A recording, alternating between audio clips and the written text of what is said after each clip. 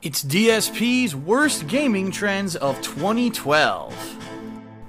And the number one worst gaming trend of 2012, the Skyrim DLC debacle.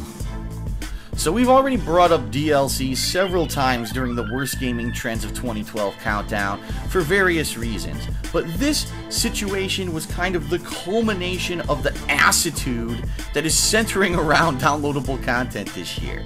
Let's talk a little bit about last year's Game of the Year pick, Skyrim, okay? Skyrim was reportedly supposed to have several story-based and then some also kind of just content-based with items and such DLCs coming out over the course of 2012. Now, one major source of controversy with Bethesda, who is the developer of Skyrim, is that they've made this exclusive partnership with Microsoft that the Xbox 360 gets a 30-day advance window on all DLC content. This was present back in the Fallout 3 and Fallout New Vegas days, and is also case in point for Skyrim. So what this means is that if you own Skyrim for the Xbox 360, you are guaranteed to get any DLC content at least a month before anyone else who owns the game for PC and PS3.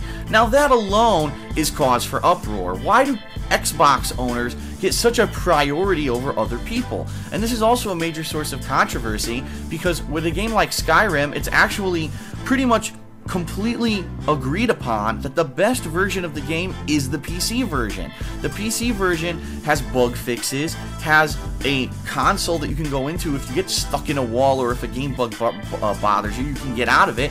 It has mods that have improved the graphics, that have improved several different gameplay issues.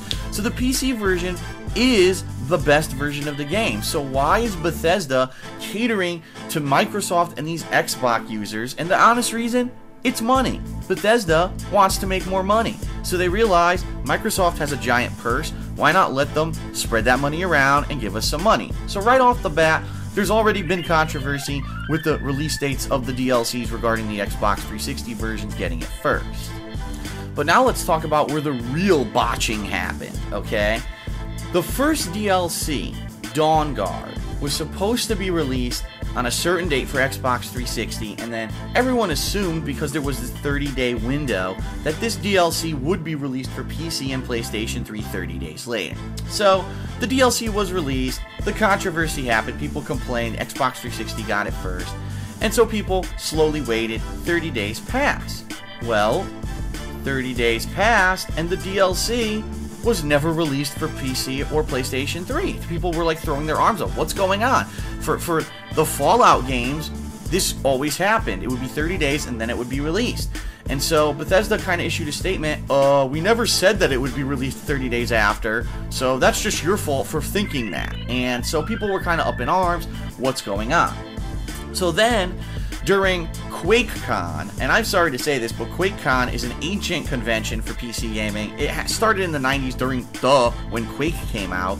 It's really not that pertinent anymore to anything. It still exists for these hardcore PC gamers and such from that time period, but not a lot of people pay attention to QuakeCon anymore. Well, Bethesda attended QuakeCon and decided this would be the best opportunity for us to announce that the Skyrim Dawn Guard DLC is ready for PC and it's available right now. To which everyone was like, huh? A lot of people didn't get the message, didn't know that the Dawn Guard DLC was out, and so during the course of this random-ass week, people just started going on Steam and seeing, oh, the Dawn Guard DLC is available? I didn't know that. I hadn't even planned on playing it because I didn't know when it was going to come out. So it was just kind of like a startling thing that Bethesda would choose to release their DLC in this manner. But then to make matters even more confusing, Bethesda announced that it didn't know when the Dawn Guard DLC would be available for PlayStation 3 users, which caused all PlayStation 3 users to be in an uproar. What are you talking about? Why isn't this available? And eventually it was kind of came out or leaked that basically Bethesda didn't know how to make the DLC functional on PlayStation 3. Now let me say something here. When the PlayStation 3 was originally released, it was actually kind of spoken upon by the major game developers that it was a different kind of animal. It wasn't like an Xbox, which was very similar to a personal computer. It was designed differently, and therefore the actual hardware of the PlayStation 3 were hindering third-party developers from making games for it. It was actually a lot more difficult to port games to it or to make games work on the PlayStation 3. But that was what? 4 to 5 years ago? Like, I don't see, there's just no excuse for Bethesda to come out with a statement like, we're not sure how to get this DLC to work on PlayStation 3. It's just complete lack of foresight, it's complete lack of planning, and it's unacceptable, it's unprofessional. If you're going to release a cross-platform game, you need to make sure that the experience is equal for everyone on all platforms. The fact that PlayStation 3 users at this time were not able to play the DLC is preposterous.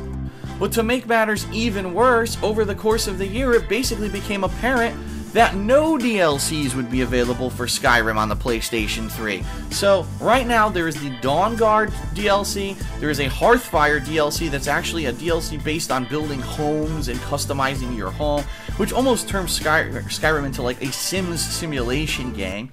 And now there's a third one, Dragonborn, which just came out this past week on the Xbox 360 and supposedly will be available for PC next month. But again, there's no guarantee that this one's going to be out on the PlayStation 3. Bethesda has said that they think that it might be ready for PlayStation 3 next month, but they're not making any hardcore promises.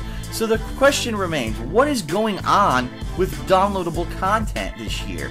You've got date debacles, you've got on-disc DLC, you've got Day 1 DLC, you've got DLC that's not equal for people who have bought all versions of the game. And I really think the problem here is that the game developers have seen DLC as kind of a money grab. This is an opportunity for us to quickly develop something as an add-on and make extra money down the road. Because what's happening right now is a lot of these games are being purchased new but then traded in and then resold as on the secondhand market, and I really think that the game developers are maybe either feeling the crunch or they think they're losing a massive amount of money when in reality they're not. And so what they're trying to do is find a quick way to make an extra buck.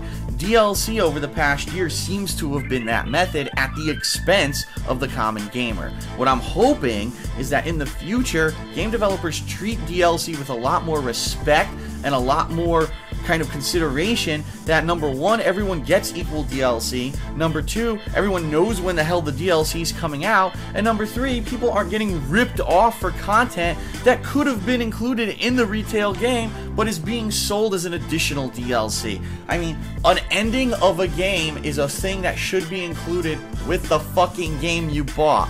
If you're paying extra money to see the ending of a game, you got ripped off and you have the right to revolt against that and to speak against that. So 2012, kind of a shitty year for DLCs, hoping that in 2013 and in future years things turn around.